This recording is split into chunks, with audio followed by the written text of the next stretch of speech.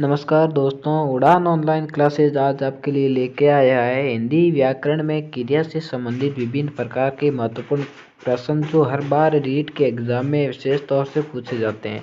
ठीक है, तो दोस्तों चलते हैं अपना पहले प्रश्न की ओर। अपना पहला प्रश्न है कि क्रिया के जिस रूप के द्वारा जारी समय में किसी कार्य के होने का बोध हो कहलाती है भूतकालिक क्रिया, दूसरा है वर्तमानकालिक क्रिया, तीसरा है भविष्यकालिक क्रिया और चौथा है कोई नहीं। तो दोस्तों इसका जो सही उत्तर होगा वो होगा वर्तमानकालिक क्रिया।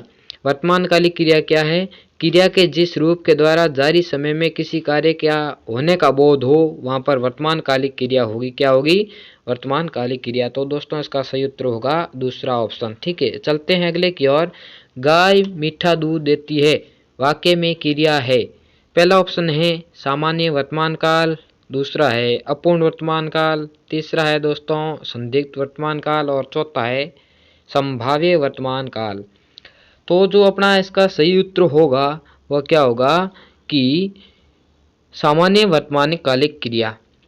क्या होती है क्रिया? क्रिया के जिस रूप के द्वारा जारी समय में अर्थात वर्तमान काल में किसी कार्य के होने की सामान्य स्थिति का बोध हो वहाँ पर क्या होगी? सामान्य वर्तमानकालिक क्रिया हो जाएगी। तो इसका अपना सही उत्तर होगा पहला ऑप्शन हो जाएगा। अगला प्रश्न है बच्चे पढ़ रहे हैं वाक्य में क्रिया है।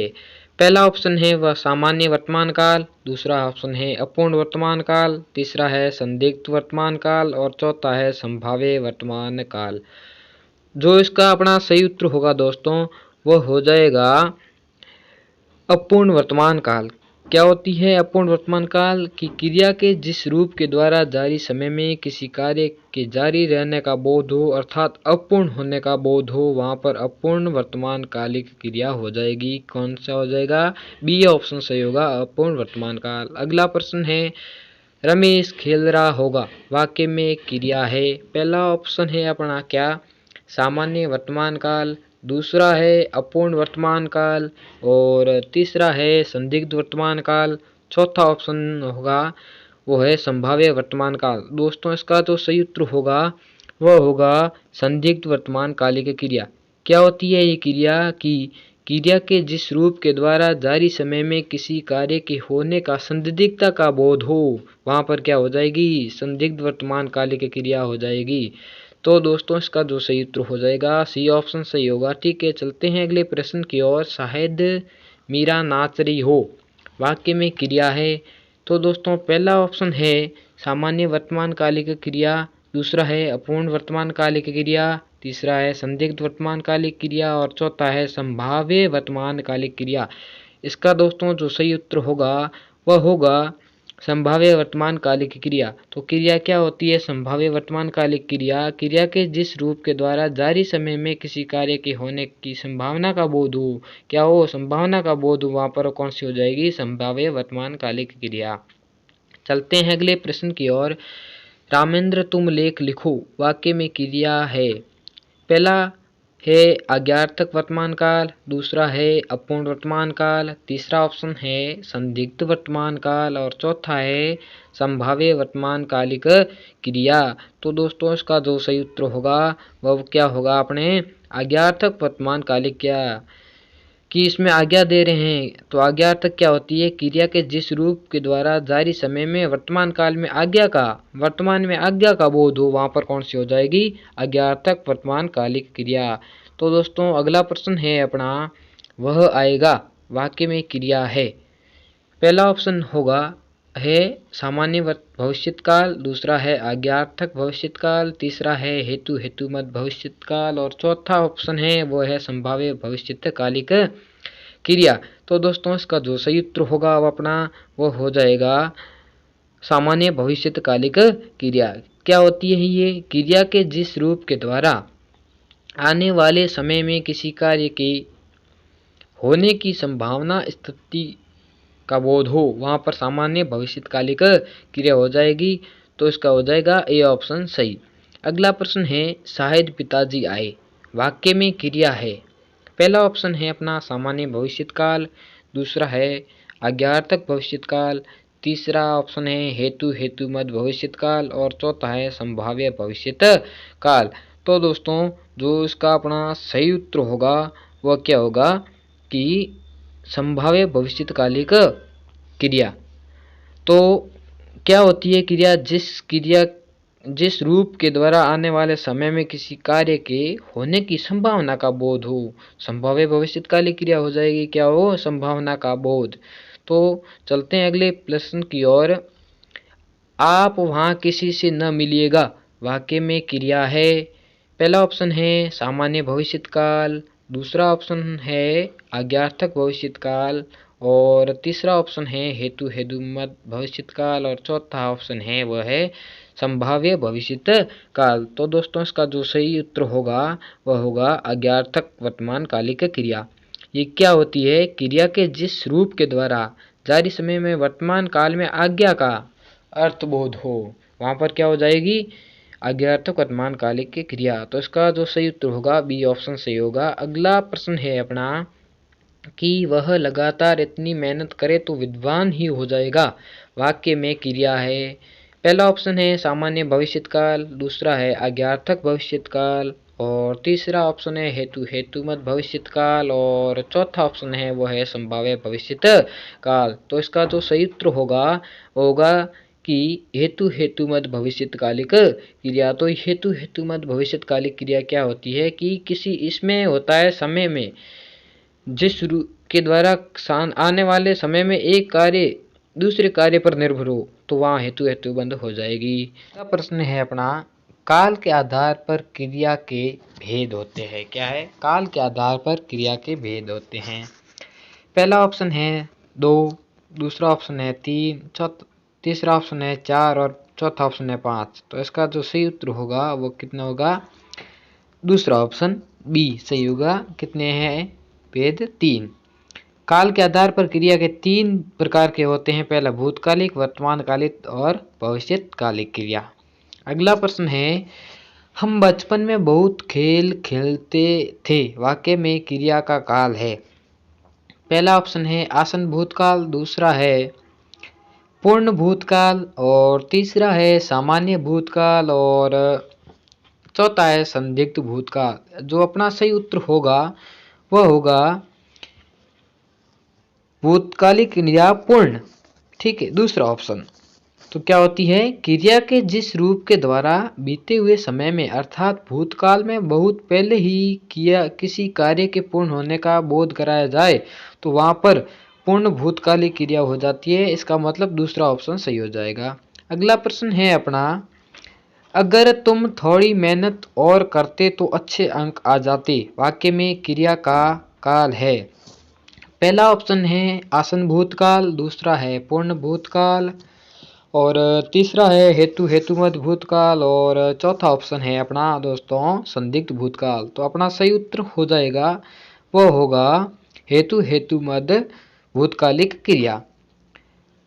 तो ये क्या होता है, क्रिया के जिस रूप के द्वारा बीते हुए समय में अर्थात भूतकाल में किसी कार्य के होने में शर्त का बोध हो अर्थात एक कार्य दूसरे कार्य पर निर्भर हो तो वहां पर कौन सी क्रिया हो जाएगी, हेतु हेतुमत भूतकालिक क्रिया। ठीक है, तो चलते हैं दोस्तों अगले प्रश्न की ओर कि मोहन ने पत्र लिया होगा वाक्य में काल है। ठीक है, तो आसन भूतकाल, दूसरा है पूर्ण भूतकाल, तीसरा है हेतु हेतुमत भूतकाल और चौथा ऑप्शन है अपना संदिग्ध भूतकाल। तो इसका दोस्तों जो सही उत्तर होगा वह होगा संदिग्ध भूतकालिक क्रिया। तो ये क्रिया क्या होती है कि क्रिया के जिस रूप के द्वारा बीते हुए समय में अर्थात भूतकाल में किसी कार्य के होने में संदिग्धता पाई जाती हो या उसका बोध होता हो वहाँ पर संदिग्ध भूतकालिक क्रिया कहलाती है। तो दोस्तों चलते हैं अपन अगले प्रश्न की ओर कि अमेरिका ने हिरोशिमा पर बम गिराया वाक्य में क्रिया का काल है। तो पहला ऑप्शन है आसन्न भूतकाल, दूसरा है पूर्ण भूतकाल, तीसरा ऑप्शन है सामान्य भूतकाल और चौथा है संदिग्ध भूतकाल। तो दोस्तों इसका जो सही उत्तर होगा वह अपना ऑप्शन हो जाएगा सामान्य भूतकाल, ऑप्शन नंबर 3 सी। तो क्या होता है, सामान्य भूतकालिक क्रिया, क्रिया के जिस रूप के द्वारा बीते हुए समय में अर्थात भूतकाल में सामान्य स्थिति का बोध हो, वहां पर सामान्य भूतकालिक क्रिया हो जाएगी। क्या हो जाएगी? सामान्य भूतकालिक क्रिया। चलते हैं अगले प्रश्न की ओर कि नैनीताल में मूसलाधार वर्षा हो रही थी, वाक्य में क्रिया का काल है। पहला ऑप्शन है आसन भूतकाल, दूसरा है अपूर्ण भूतकाल, तीसरा है सामान्य भूतकाल और चौथा ऑप्शन है अपना वो है संदिग्ध भूतकाल। तो दोस्तों इसका जो सही उत्तर होगा वो हो जाएगा अपूर्ण भूतकालिक क्रिया। अपूर्ण भूतकालिक क्रिया क्या होती है कि क्रिया के जिस रूप के द्वारा बीते हुए समय में अर्थात भूतकाल में तुरंत ही किसी कार्य के अपूर्ण होने का बोध हो, वहां पर अपूर्ण भूतकालिक क्रिया हो जाएगी। तो इसका जो ऑप्शन होगा बी होगा सही। चलते हैं अगले प्रश्न की ओर दोस्तों। मोहन हंसा वाक्य में क्रिया है। पहला ऑप्शन है अपना सामान्य क्रिया, दूसरा है सकर्मक क्रिया और तीसरा है अकर्मक क्रिया और चौथा ऑप्शन है अपना अ और स दोनों। तो जो इसका सही उत्तर होगा वो होगा कि मोहन हंसा वाक्य में निम्न प्रकार की क्रिया है। कर्म के आधार पर देखें तो अकर्मक क्रिया हो जाएगी और प्रयोग और रचना के आधार पर देखें तो सामान्य क्रिया हो जाएगी। ठीक है, कर्म के आधार पर तो अकर्मक क्रिया और प्रयोग और रचना के आधार पर हो जाएगी सामान्य क्रिया। चलते हैं अगले प्रश्न की ओर कि संयुक्त क्रिया का उदाहरण कौन सा वाक्य है। तो पहला ऑप्शन है रस्सी जल गई, दूसरा है सीता पढ़ रही है और तीसरा ऑप्शन है तुम प्रतिदिन पढ़ने आया करो और चौथा ऑप्शन है बच्चा सोता है। तो इसमें संयुक्त क्रिया का उदाहरण पूछा है तो कौन सा है? तुम प्रतिदिन पढ़ने आया करो। वाक्य में संयुक्त क्रिया प्रयुक्त हुई है। संयुक्त क्रिया क्या होती है? जब दो या दो से अधिक भिन्नार्थक क्रियाएं मिलकर नवीन क्रिया का निर्माण करती है, किसी नए क्रिया का निर्माण करती हैं, तो वहां पर कौन सी क्रिया हो जाएगी? संयुक्त क्रिया। ठीक है, चलते हैं अगले प्रश्न की ओर कि इनमें से किस वाक्य में पूर्वकालिक क्रिया प्रयुक्त हुई है। तो पहला ऑप्शन है मोहन नहाकर पूजा करने लगा, दूसरा है बालक ने पढ़ाई की, तीसरा है उसने पुस्तक पढ़ी और चौथा ऑप्शन है दोस्तों अपना वह अंग्रेजी फिल्म देख रहा है। तो इसका जो सही उत्तर होगा वो है मोहन नहाकर पूजा करने लगा, क्योंकि जब एक कार्य समाप्त होकर दूसरा कार्य होता है तो प्रथम कार्य की क्रिया है जो पूर्वकालिक क्रिया मानी जाएगी। तो इसमें मोहन नहाकर पूजा करने लगा, पूर्वकालिक क्रिया कहाँ हो जाएगी? नहाना। अगला प्रश्न है प्रेरणात्मक क्रिया का उदाहरण नहीं है। पहला ऑप्शन है गोविंद ने राम को जगवाया। ठीक है, दूसरा ऑप्शन है रमेश मजदूर से पेड़ कटवाता है। ठीक है, और अगला ऑप्शन है प्रशांत अनिल ने पत्र लिखवाता है और चौथा ऑप्शन है वह खाना खाकर सो गया। तो सही उत्तर होगा वह क्या हो जाएगा कि सही विकल्प में डी पूर्वकालिक क्रिया प्रयुक्त हुई है। अन्य तीनों विकल्पों में प्रेरणात्मक क्रिया से संबंधित है। प्रेरणात्मक क्रिया क्या होती है कि जब किसी कार्य में कर्ता स्वयं कार्य न करके किसी दूसरे से कार्य करवाता है या कार्य करने के लिए प्रेरित करता है, तो वहां पर क्या हो जाएगी? प्रेरणात्मक क्रिया हो जाएगी, क्योंकि इसमें प्रेरणा दे रहा है, वो खुद न करके किसी और से करवाता है। तो ठीक है, अगला है वे क्रियाएं जो संज्ञा सर्वनाम या विशेषण से बनती हो, वह कौन सी क्रिया कहलाएगी? संयुक्त क्रिया पहला ऑप्शन है, दूसरा है नाम धातु क्रिया और तीसरा है वर्तमान कालिक क्रिया, चौथा ऑप्शन है वो है सकर्मक क्रिया। तो दोस्तों इसका जो सही उत्तर क्या होगा कि नाम धातु क्रिया का निर्माण संज्ञा सर्वनाम और विशेषण से होता है। देखो नाम धातु क्रिया अपना बी ऑप्शन सही होगा, जैसे सुशांत ने अच्छा दृश्य फिल्माया। ठीक है, चलते हैं अगले प्रश्न की ओर कि कृदंत क्रिया प्रभावित होती हैं। पहला ऑप्शन दे रखा है पुरुष से, दूसरा ऑप्शन है कि लिंग पुरुष से और तीसरा ऑप्शन है वह है लिंग वचन से और चौथा ऑप्शन है लास्ट वचन पुरुष से। तो इसका जो सही उत्तर होगा कि कृदंत क्रिया का निर्माण किसी क्रिया या मूल धातु के साथ प्रत्यय का प्रयोग होता है तब होता है। जैसे चल धातु है और ना प्रत्यय है तो चलना। लिंग पुरुष के अनुसार कृदंत क्रिया का प्रयोग होता है। ठीक है, जैसे चलता चलती आदि। तो इसका जो होगा वो हो जाएगा लिंग पुरुष, दूसरा ऑप्शन। चलते हैं अगले प्रश्न की ओर कि जब क्रिया किसी वाक्य में एक ही मूल धातु से दो क्रियाओं का निर्माण हो तो वह कहलाती है। पहला है सहायक क्रिया, दूसरा है सजातीय क्रिया, तीसरा है संयुक्त क्रिया और चौथा है प्रेरणार्थक क्रिया।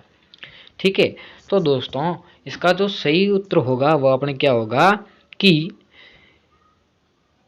मनोज ने एवरेस्ट की चढ़ाई चढ़ी, चढ़। ठीक है, और इसकी ये दो से एक धातु से दो संज्ञा बन गई, चढ़ाई और चढ़ी। अगला प्रश्न है मुख्य क्रिया की सहायता करने वाली क्रिया कहलाती है। पहली है सहायक क्रिया, दूसरा है ऑप्शन सजातीय क्रिया, तीसरा ऑप्शन है वह है अपना संयुक्त क्रिया और चौथा ऑप्शन जो है वह है अपना प्रेरणार्थक क्रिया। तो कौन सी हो जाएगी? सहायक क्रिया हो गई। ठीक है, सहायक क्रिया पहला ऑप्शन। तो क्या होती है सहायक क्रिया? रोगी ने दवा पी है, यहाँ है, यहाँ सहायक क्रिया है, क्या है? तो सहायक क्रिया का अपना स्वतंत्र अस्तित्व नहीं होता है। ठीक है, सहायक क्रिया उसे कहते हैं जो क्रिया पदबंध में मुख्य अर्थ न देकर उसकी सहायक हो, जैसे मैं पढ़ लिया करता हूँ। ठीक है, तो इसमें क्या है ऊपर योगी ने दवा पी है तो है सहायक क्रिया हो जाएगी। तो दोस्तों कीजिए लाइक एंड सब्सक्राइब और हर सूचना को पाने के लिए बेल आइकन को प्रेस करें।